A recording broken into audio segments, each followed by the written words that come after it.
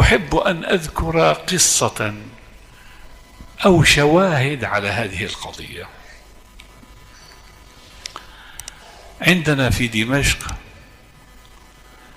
تربة وهي المقبرة، وكلنا نعرف التربة والمقبرة، الدحداح مشهورة، وفيها نعم أولياء، وفيها علماء، وفيها مجاهدون، وفيها شهداء.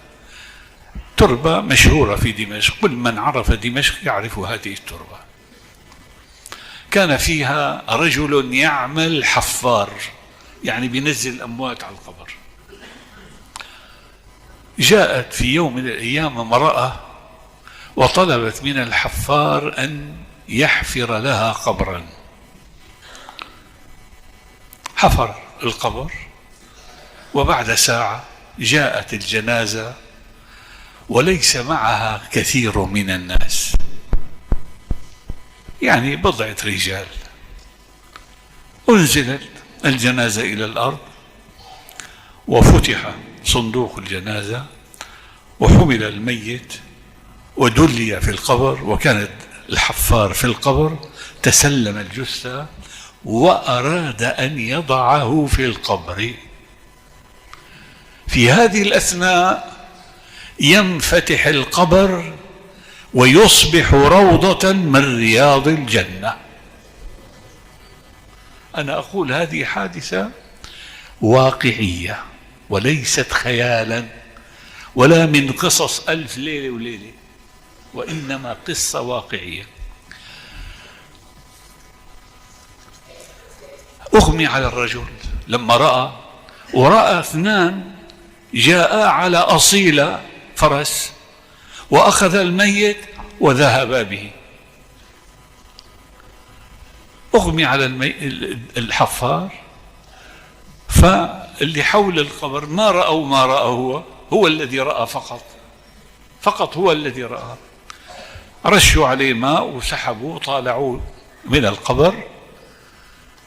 كانت المرأة مضت. ما لك؟ قال له والله رأيت عجبا، رأيت كذا كذا كذا. سبحان الله، قالوا هذا لعله هذا واهم، لعله كذا، وتركوه. مضت شهور، جاءت المرأة مرة ثانية بعد شهور وطلبت من الحفار أن يحفر قبر.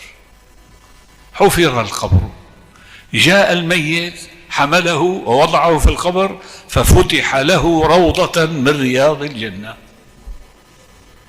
وجاء ملكان أخذاه ومشى. لكنه تجلد، ما أغمي عليه، وعلى طول خرج من القبر وتبع هذه المرأة. تعالي، من أنت؟ ومن أين، من أي مكان جئت؟ قل له يا رجل سيبني بمصيبتي. شو مصيبتك؟ قال هذا ولدي أصبت به، وكان قبله عندي ولد آخر أصبت به من أشهر. قال أنت صاحبة الرجل الأول؟ قالت نعم. ما لك، لماذا تسأل؟ قال والله رأيت عجبا، الأول لما وضعته انفتح روضة من رياض الجنة، والثاني كذلك. ماذا كان يعمل هذا وذاك حتى عاملهم الله بهذا الأمر وكان لهم هذه الكرامة العظيمة؟ قالت له أما الأول فكان طالب علم، وكان الثاني يعمل نجارا ويقدم لأخيه نفقات طلب العلم، فكافأهم الله طالب العلم ومن أنفق عليه بهذه المعاملة الطيبة. هذا الحفار رأى هذه الحالة وسمع هذا الجواب، ترك المقبرة ونزل منها إلى جامع التوبة، الجامع الذي نعيش نحن فيه. وكان الوالد وأبو الوالد وجده وأبو جده كلهم يعملون في هذا المسجد. كان جدنا هناك واسمه الشيخ سعيد البرهاني، جد الشيخ سعيد البرهاني والدي. جاء إليه قال له أريد أن أطلب العلم. قال له خير، أنت عمرك الآن 45 50 سنة، نسيت حياتك كلما قرأت العلم، الآن بدك تتعلم العلم. لماذا؟ قال لأنه صار معي كذا كذا كذا. قال له خلاص اتكل على الله ويلا ابدأ في طلب العلم. جيب الأجرومية، كانوا يتعلموا الأجرومية ويحفظوها ويحفظوا متون وكذا، وبدأ واشتغل حتى صار من كبار العلماء. الشيخ عبد الرحمن الحفار من كبار علماء دمشق، وأسرته من بعده كلهم طلاب علم، وآخرهم الشيخ عبد الرزاق الحفار من كبار علماء دمشق. هذه القصة أنقلها لكم لأبشركم بأن طالب العلم هكذا يعامله. دیکھا آپ نے کس طرح اللہ تبارک و تعالیٰ اہل علم کے درجات بلند کرتے ہیں. ہم میں سے جو لوگ بھی اس وقت قرآن و سنت کے ساتھ جڑے ہوئے ہیں نا، وہ اپنے آپ کو بہت خوش قسمت تصور کریں. اللہ تبارک و تعالیٰ یہ علم ہر کسی کو نہیں دیتے، یہ حقیقی علم ہے. اس میں ہمارے لیے اصلاح بھی ہے اور فلاح بھی، اور یہ ہر ایک کے نصیب میں نہیں ہوتا.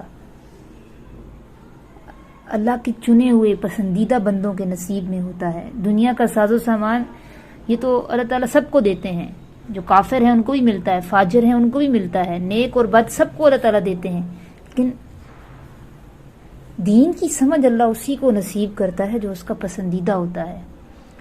اور میں آج اپنے آپ سے، اپنے اللہ سے یہ عہد کرتی ہوں کہ میں انشاءاللہ پوری کوشش کروں گی کہ میرے بچے علم دین حاصل کریں، دین کو لے کر چلیں، دین کو اپنا